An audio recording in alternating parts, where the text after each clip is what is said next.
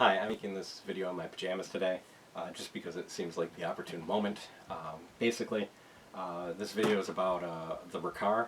This is a Vibrance, I think, a VIBDL2. They don't make them anymore, if you check the site, so it's been supplanted by some newer model. But it's kind of like a video on Riccars in general, because I'd never heard of them until I bought this unit. So, me and my wife have two dogs, or had two dogs at the time. We had a German Shepherd, we had a Corgi, we had a lot of shed. Before that we had a German Shepherd, and we went through vacuum cleaners about once every 2 years. We'd have to go back to Walmart, or we'd have to go to Target, and we'd pick up a new Hoover or something.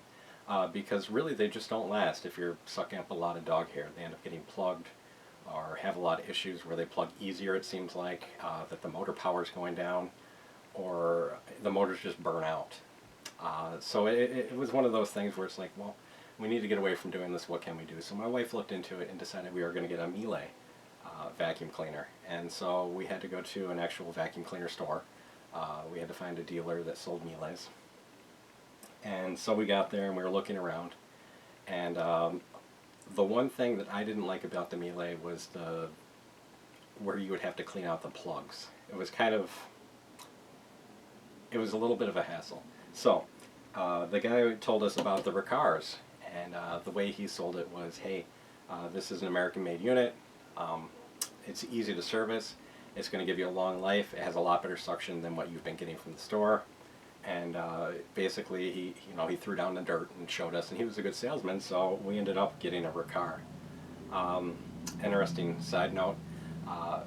He showed us his back room, and it was all full of Dyson vacuum cleaners, and I'd never really considered getting a Dyson, but they look cool and you see them in all the stores. And I don't know, maybe he had something against Dysons, but he showed us all the Dysons in the back of his storeroom that he was repairing. He's like, yeah, nothing but problems with these. May or may not be true. Anyway, to the Riccar. So we got this, we brought it home, and it is now 8 years old, and it's been running strong for 8 years. And during those 8 years, it's probably plugged a dozen times, and every one of those dozen times, it falls squarely on me. So today, this video is being made because here's the plug that I pulled out of it today. And usually the plug starts out with something like this marker top, which acts as a seed. The plug usually starts right here, right in this region here. You get something like that, it wedges in there, material dumps up around it, and then you stop getting flow. So that's something that happens, and my fault again for sucking this thing up. But when you do get a plug, it's pretty easy to rectify. This pulls out right there, and you can just pull what you need out of there, or turn on the vacuum cleaner and kind of bump your hand over the hose and it'll suck it up. Sometimes it's in here and you got to fish it out, but it's really easy to service in that regard. Interesting also, I've sucked up a lot of socks with this, and they go right through the unit and collect right in the bag. I've never had a sock plug it, which is pretty funny. I've sucked up pencils, pens, those kind of things. The interesting thing is they go through here and they stop right here. So this is like an aperture to control the vacuum at the hose, and you open it up and usually the pencil's right there. So this thing has sucked up all kinds of stuff, no problem. It's just this little kind of bend here where occasionally you have a plug. And honestly, it's been a tank. I mean, it's been working great since we got it.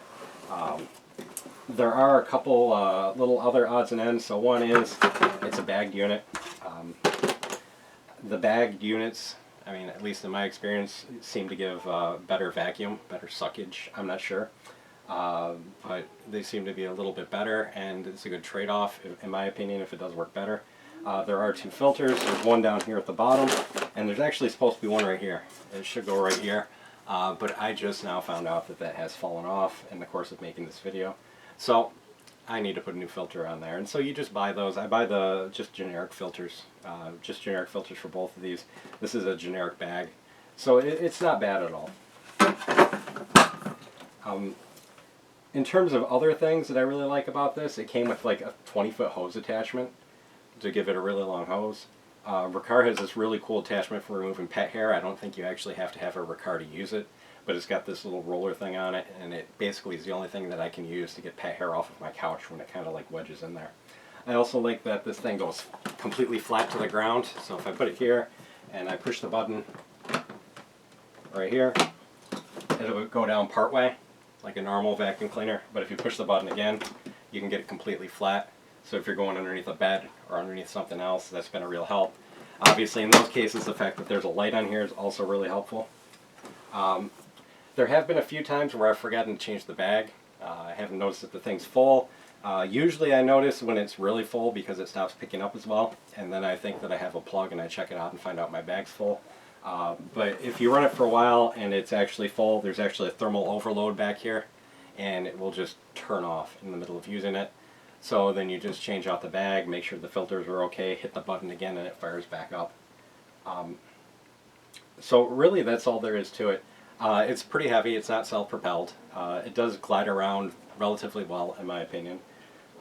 But it's been a beater. I mean, I think we paid $400 for it, and based on its lifetime now, I mean, I find it worthwhile to make this video because I know I would have gone through $400 in other vacuum cleaners by this point, so it's finally at that break-even point. So as long as it keeps, you know, excelling from here on, I mean, this is all profit at my point.